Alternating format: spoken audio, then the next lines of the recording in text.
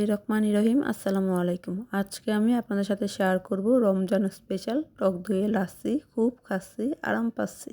যেহেতু বাইরে প্রচুর গরম, আপনারা ইফতারে টক দইয়ের লাচ্ছিটা তৈরি করে দেখতে পারেন। আশা করছি সবার কাছে ভালো লাগবে। আর লাচ্ছিটা এত বেশি মজার হয়েছে যে বাসায় তৈরি করার পরেও আপনার কাছে মনে হবে আপনি রেস্টুরেন্ট থেকে কিনে খাচ্ছেন। তো চলুন দেখে নেওয়া যাক কীভাবে টক দইয়ের লাচ্ছি তৈরি করতে হয়। টক দই লাচ্ছি তৈরি করার জন্য প্রথমে ব্লেন্ডার জারে দিয়ে দিব 1 কাপ টক দই।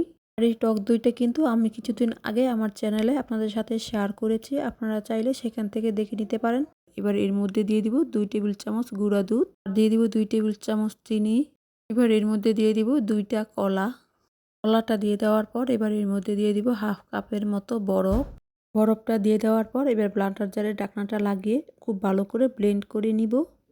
ব্লেন্ড করা হয়ে গেলে এবার এর মধ্যে দিয়ে দেব 1 কাপ ঠান্ডা পানি।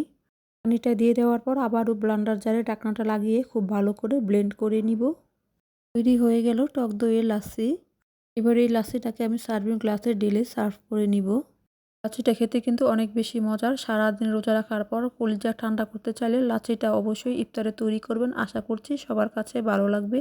ভালো লাগলে যারা আমার ইউটিউব চ্যানেল থেকে দেখতেছেন তারা লাইক দিয়ে চ্যানেলটি সাবস্ক্রাইব করা না থাকলে সাবস্ক্রাইব করে পাশে থাকা বেল বাটনে অল দিয়ে দিবেন। এতে করে আমি কোনো রেসিপি পাঠালে সবার আগে আপনারা দেখতে পারবেন।